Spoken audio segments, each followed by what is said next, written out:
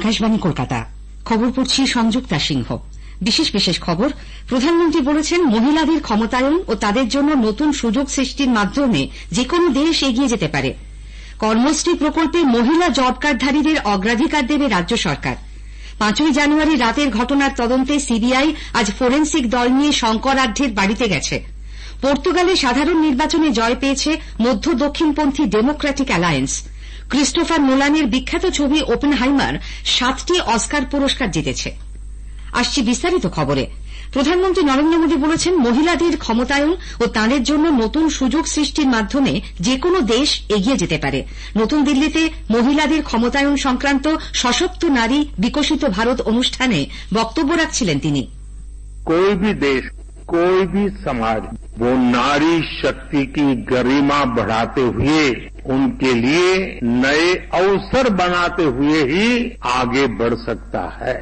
मेरा अनुभव यह है कि अगर हमारी माताओं बहनों को थोड़ा अगर अवसर मिल जाए, थोड़ा उनको सहारा मिल जाए, तो फिर उनको सहारे की जरूरत नहीं रहती है, वे खुद लोगों का सहारा बन जाती है।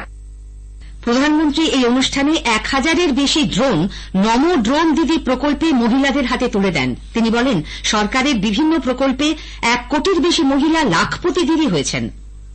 नमो ड्रोन दीदी अभियान के तहत 1000 आधुनिक ड्रोन महिलाओं के स्वयं सहायता समूहों को सौंपने का अवसर मिला है। देश में जो 1 करोड़ से ज्यादा बहनें पिछले दिनों अलग अलग योजनाओं और प्रयासों के कारण 1 करोड़ बहनें लखपति दीदी बन चुकी हैं। ये आंकड़ा छोटा नहीं है।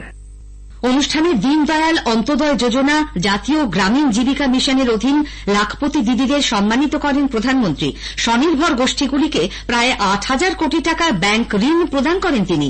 ভর্তুকি সুদের হারে প্রতিটি জেলায় ব্যাংক লিঙ্কেজ ক্যাম্প মাধ্যমে এই ঋণ প্রদান করা হয়। 100 দিনের কাজের বিকল্প হিসেবে রাজ্যে চালু হওয়া কর্মশ্রী প্রকল্পে কাজ দেওয়ার ক্ষেত্রে মহিলা জব কার্ডধারীদের অগ্রাধিকার দেওয়া হবে বলে রাজ্য সরকার সিদ্ধান্ত নিয়েছে। এই প্রকল্পের আওতায় অন্তত 50 দিন কাজ দেওয়া নিশ্চিত করার সিদ্ধান্ত নেওয়া হয়েছে।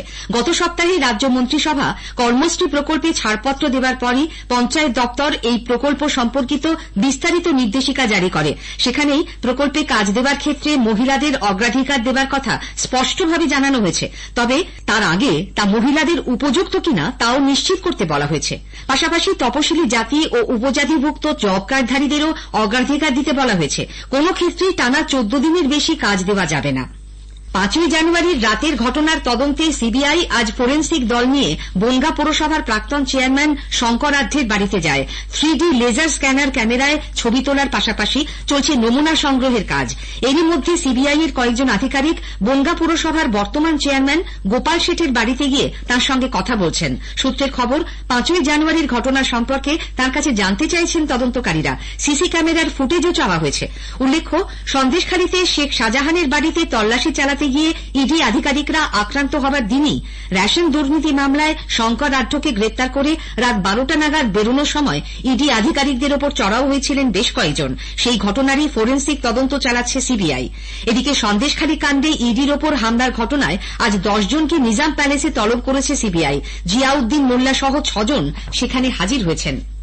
আদালতের অনুমতি নিয়ে সন্দেশখালীর ন্যাজাটে বিজেপি গতকাল সভা করার পর আজ সিপিআইএম সন্দেশখালী থানার সামনে জনসভার ডাক দিয়েছে।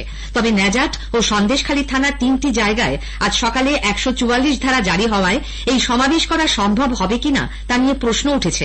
দলের জেলা সম্পাদক মৃণাল চক্রবর্তী জানিয়েছেন, লিখিত অনুমতি প্রশাসন তাদের কোনোদিনই দেয় না। বসিরহাটের এসপি ও সন্দেশখালী থানার ওসি মৌখিকভাবে সভা করার অনুমতি দিয়েছেন। মঞ্চ বাঁধা হয়েছে।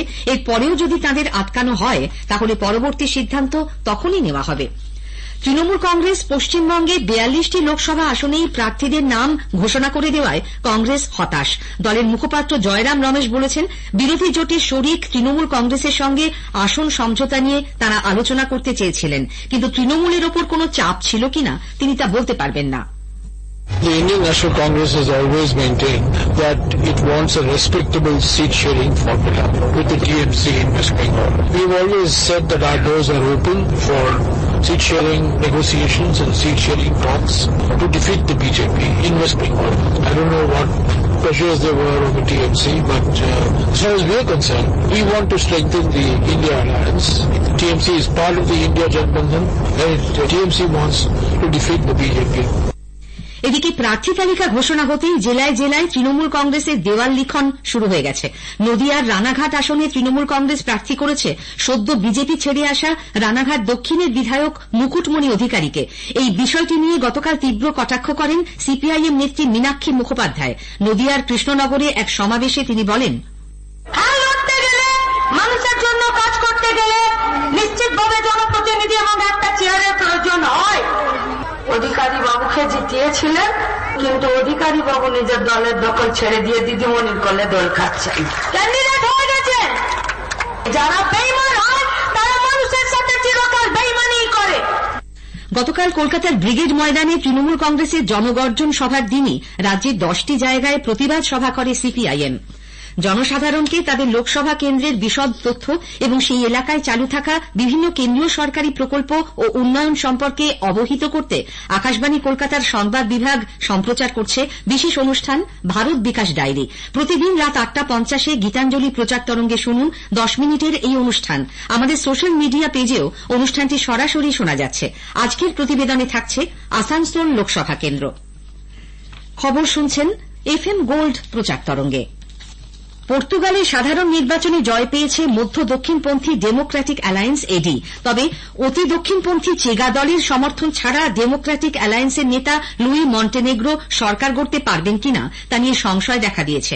সরকার গড়ার ব্যাপারে চেগা দলের প্রধান আন্দ্রে ভেন্তুরার সঙ্গে এখনো পর্যন্ত তাঁর কোনো কথা হয়নি বলে জানিয়েছেন মন্টেনেগ্রো। 230 আসনের পর্তুগিজ সংসদে চেগা পার্টির আসন সংখ্যা অন্তত 48 বলে খবর। ডেমোক্রেটিক অ্যালায়েন্স ও অন্যান্য রক্ষণশীল দল মোট 79টি আসন পেয়েছে। সোশ্যালিস্ট পার্টির আসন সংখ্যা 77। হাইতিতে বিভিন্ন দুষ্কৃতী দলের মধ্যে তীব্র লড়াইয়ের প্রেক্ষিতে সেদেশ থেকে কম গুরুত্বপূর্ণ পদে থাকা দূতাবাস কর্মীদের বিমানে অন্যত্র সরিয়ে নিয়ে যাওয়া হয়েছে বলে আমেরিকা জানিয়েছে। রাজধানী পোর্ট অব প্রিন্সে আমেরিকার দূতাবাসেও নিরাপত্তা বাড়ানো হয়েছে।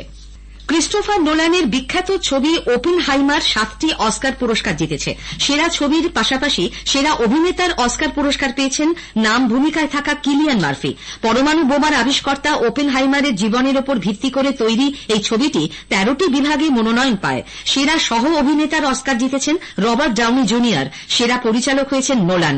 এছাড়াও এডিটিং, সিনেমাটোগ্রাফি এবং অরিজিনাল স্কোর বিভাগেও অস্কার পেয়েছে ওপেনহাইমার।